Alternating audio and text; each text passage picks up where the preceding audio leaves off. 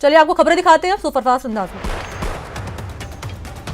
महाराष्ट्र के भंडारा से एक दर्दनाक खबर सामने आई है। यहां एक सरकारी अस्पताल में आग लगने से 10 नवजात बच्चों की मौत हो गई। जिला अस्पताल में देर रात शॉर्ट सर्किट के चलते सिक न्यूबॉर्न केयर यूनिट में आग लग गई और इस वार्ड में कुल 17 बच्चे मौजूद थे।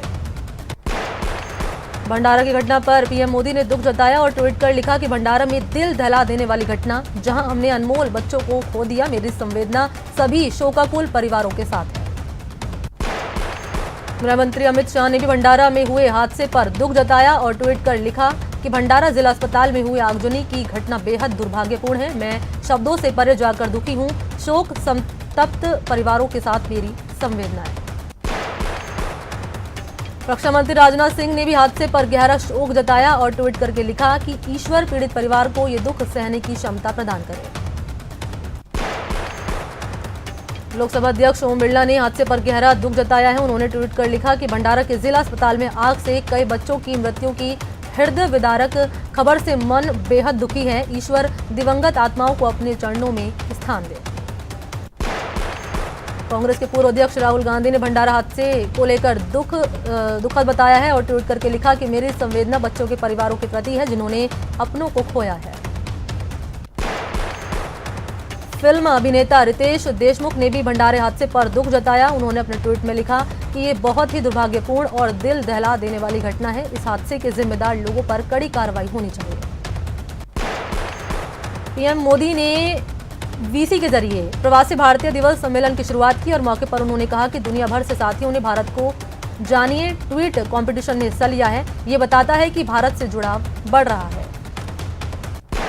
पीएम ने कोरोना दौर का जिक्र करते हुए कहा कि विदेश में बसे भारत के लोगों ने जिस तरह से अपना कर्तव्य निभाया वो तारीफ के काबिल है। सूरीनाम के राष्ट्रपति संतोखी जी इस सेवाभाव के उदाहरण हैं।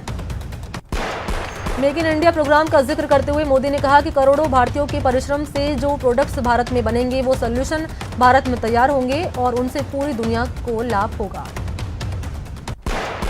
पीएम ने कहा कि आज जब भारत आत्मनिर्भर बनने की दिशा में आगे बढ़ रहा है तो इसमें आपका रोल भी अहम है। जब आप made in India products use करेंगे तो आपके आसपास के लोगों में भी इन प्रोडक्ट्स पर विश्वास बढ़ेगा।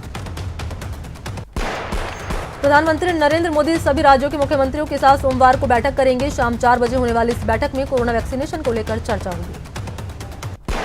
कांग्रेस के दिग्गज नेता माधव सिंह सोलंकी का 93 साल की उम्र में निधन हो गया। वो 4 बार गुजरात के मुख्यमंत्री रहे। साथ ही पीवी नरसिम्हा राव सरकार में विदेश मंत्री भी रहे।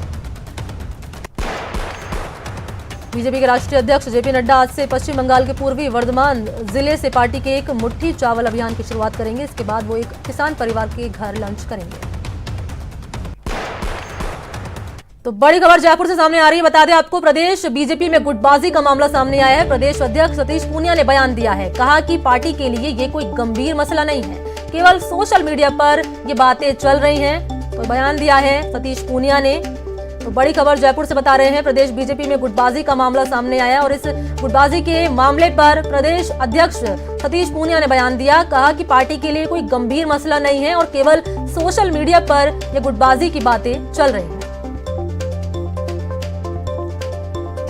बीजेपी में गुटबाजी के मामले पर बीजेपी प्रदेश अध्यक्ष डॉक्टर सतीश पूनिया ने बयान दिया कि ये कोई पहला मसला नहीं है, गंभीर मसला नहीं है और सोशल मीडिया पर ही ये बातें चल रही हैं। जमीनी तौर पर कोई हमारी तरफ से तो ये कोई गंभीर मसला नहीं है, क्योंकि अभी तक ये सोशल मीडिया का ये एक बड़ा इस पर चर्चित है। जमीनी तौर पर कोई गतिविधियां दिखती नहीं है, लेकिन हम उसकी कोशिश कर रहे हैं कि उसमें किस तरीके के लोग हैं और किस तरीके से इसकी गतिविधियां चल रही हैं। हालांकि उसमें कोई बहुत इस तरीके के पार्टी के जिम्मेवार और इस तरीके के चेहरे उसमें नहीं है। फिर भी इस तरीके की चर्चाएं आई हैं, हम उसका संकलन कर रहे हैं और इसकी जानकारी केंद्र को भी है। तो मुझे लगता है कि इसकी पूरी पुख्ता जानकारी करने के बाद ही मैं ठीक तरीके से इसमें कुछ कर पाऊंगा और कह पाऊंगा। सोशल मीडिया की कोई पोस्ट या कोई संगठन ये पार्टी की गुटबाजी का कोई कारक नहीं होता है। जहां तक पार्टी का प्रश्न है, राजस्थान में तभी तक ऐसी कोई परिस्थिति बनी नहीं है और हम सब लोग हैं, व्यक्ति के नाते हो सकते हैं, लेकिन हमारे लिए पार्टी हमारी प्राथमिकता और हमारा जो भी मान सम्मान प्रतिष्ठा और नाम और यश है वो पार्टी के कारण है। किसान और केंद्र सरकार के बीच 8वें दौर की वार्ता भी बेनतीजा रही। अब अगले दौर की वार्ता 15 जनवरी को होगी। 8वें दौर की विफल वार्ता के बाद किसान संगठन ने अपनी लड़ाई जारी रखने का ऐलान किया।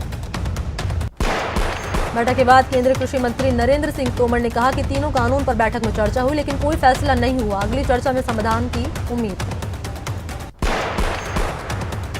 किसान और सरकार के बीच 8वें दौर की वार्ता बेनतीजा रहने पर सीएम अशोक गहलोत ने ट्वीट करके लिखा कि किसान 45 दिन से सर्दी में सड़क पर बैठे हैं, जो केंद्र सरकार की संवेदनहीनता को दिखाता है।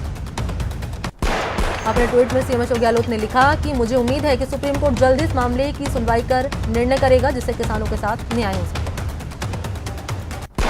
कृषि कानून को लेकर राहुल गांधी ने पीएम नरेंद्र मोदी पर शायराना अंदाज में ट्वीट के माध्यम से तंज कसा और कहा कि नीयत साफ है, जिनकी तारीख पर तारीख देना स्ट्रेटजी है उनकी। किसान संगठन और सरकार के बीच 8वें दौर की वार्ता बेनतीजा रहने के बाद कांग्रेस के अंतरिम अध्यक्ष सोनिया गांधी ने आज किसानों के मुद्दे पर पार्टी महासचिव और प्रभारियों की बैठक बुलाई। ये बैठक वीडियो कॉन्फ्रेंसिंग के जरिए आयोजित की जाएगी। विधानसभा में नेता प्रतिपक्ष गुलाब चंद कटारिया ने कृषि कानून के मुद्दे पर कांग्रेस पर निशाना साधा और कहा कि कांग्रेस गैर जिम्मेदार पार्टी की तरह व्यवहार कर रही है। देश भर में बर्ड फ्लू का कहर जारी है। राजस्थान के 11 और मध्य प्रदेश के 21 जिले बर्ड फ्लू की चपेट में हैं। वहीं केरल में मामले बढ़ने के बाद राज्य आपदा घोषित किया है, तो पंजाब ने 15 जनवरी तक पोल्ट्री के आयात पर रोक लगा दी। दौसा में NH 21 पर लुटेरों ने ट्रक चालक और खलासी को बंधक बनाकर 20 लाख रुपए लूट लिए। स्कॉर्पियो सवार 6 बदमाशों ने इस लूट की वारदात को अंजाम दिया। बारा के अंता में एक युवक ने अपने दोस्त की शादीशुदा बहन को नशीला पदार्थ खिलाकर उसके साथ दुष्कर्म किया। पीड़िता ने केस दर्ज कराया। सीकर जिले में एक युवक ने अपने 13 साल के चचेरे भाई की ब्लेड से गला रेतकर हत्या कर दी। आरोपी को मौके पर मौजूद लोगों ने पकड़कर पुलिस के हवाले कर दिया। पुलिस ने शव का पोस्टमार्टम कराकर परिजनों को सौंप दिया। भरतपुर के बयाना वैर रोड पर 2 बाइक के आमने सामने भिड़ंत हो गई, जिससे 2 युवकों की मौत हो गई। हादसा समराया गांव के पास जरखोर में हुआ। जोधपुर के कायलाना झील से लापता कैप्टन अंकित गुप्ता की लगातार तीसरे दिन भी तलाश जारी है और 2 दिन से सर्च अभियान के बाद सफलता नहीं मिली, तो सेना ने मुख्यालय को सूचना दी। तब मुख्यालय ने दिल्ली से नेवी के मार्कोस कमांडो को जोधपुर रवाना किया। जयपुर के रामगंज थाना इलाके स्थित तंग गलियों में बीती रात बड़ा हादसा होते होते बच गया। यहां एक मकान की छत पर रखे कबाड़ में भीषण आग लगी कि आसपास के रहने वाले लोग घबरा गए। दमकल को सूचना दी, 2 गाड़ी मौके पर पहुंची और आग पर काबू पा लिया। कोटा के भवानी मंडी रोड पर एक ट्रैक्टर बेकाबू होकर पलट गया। हादसे में ट्रैक्टर के नीचे दबने से ड्राइवर घायल हो गया। सवाई माधोपुर के रणथंभौर रोड पर अचानक नीलगाय के आने से कार पलट गई। हादसे में कार के परखच्चे उड़ गए, हालांकि ड्राइवर की जान बच गई। टोंक के मालपुरा उपखंड में चोरों ने 2 दुकानों का निशाना बनाया। चोरों ने एक जनरल स्टोर और डेयरी की दुकान के शटर का ताला तोड़ दिया, लेकिन सेंटर लॉक नहीं था। इसके चलते चोरी की कोशिश नाकाम रही। अलवर में औद्योगिक क्षेत्र में टैंकरों से केमिकल चोरी करने वाले गैंग का भंडाफोड़ किया है। पुलिस ने 4 आरोपियों को गिरफ्तार किया है। इनके आरोपियों ने एक खेत से करीब 10 फीट गहरे गड्ढे में टैंक बना रखा था। चाकूबाजी की वारदात पर अंकुश लगाने और चाकूबाजी की धरपकड़ के लिए पुलिस का सघन तलाशी अभियान जारी है। पुलिस की टीम ने गश्त के दौरान 5 अलग-अलग जगहों से 5 आरोपियों को गिरफ्तार किया। झालावाड़ जिले के सालरी गांव में पेड़ पर लटकता हुआ शव मिला। मृतक सालरी गांव का रहने वाला था। लोगों के मुताबिक उसे कई दिनों से धमकियां मिल रही थी। बूंदी जिले के इंद्रगढ़ थाना क्षेत्र स्थित इंद्रगढ़ जैन मंदिर में चोरों ने धावा बोलकर चौकीदार को बंधक बना लिया और मंदिर से 500 ग्राम का सिंहासन, मुकुट समेत 3 दान पेटियां चुराकर फरार हो गए। सवाई माधोपुर जिले के गंगापुर सिटी कस्बे स्थित मिर्जापुर अंबेडकर धर्मशाला के पास एक युवक ने फांसी लगाकर आत्महत्या करने की कोशिश की। मौके पर पहुंची पुलिस ने कमरे का दरवाजा तोड़कर युवक को नीचे उतारा और गंभीर अवस्था में अस्पताल पहुंचाया। कोटा के खारी बावड़ी चौराहे के पास रेलवे कॉलोनी पुलिस ने अवैध हथियार के साथ 2 शातिर बदमाशों को गिरफ्तार किया। इनके पास से देसी पिस्टल और जिंदा कारतूस बरामद किया। डूंगरपुर जिला स्पेशल पुलिस ने कार्रवाई कर बोरी गांव में एक फार्म हाउस पर दबिश देकर 5 जुआरियों को गिरफ्तार किया। मौके से दांव पर लगे लगभग 1 लाख रुपए की नकदी बरामद की। अलवर जिले के बानासूर में बाबा बालकनाथ मंदिर में गद्दी को लेकर 2 पक्षों में विवाद चल रहा है, जिससे दोनों पक्षों के बीच तनाव की स्थिति बनी हुई है। किसी तरह की अनहोनी से बचने के लिए मंदिर में पुलिस फोर्स तैनात कर दी गई है। इंदौर सिटी कृषि उपज रोड पर बड़कापुरा में एक अनियंत्रित ट्रैक्टर ट्रॉली किराने की दुकान और पाटोर पोष घर में जा घुसा। दुर्घटना में 3 लोग घायल हो गए, जिनको अस्पताल में भर्ती करा दिया।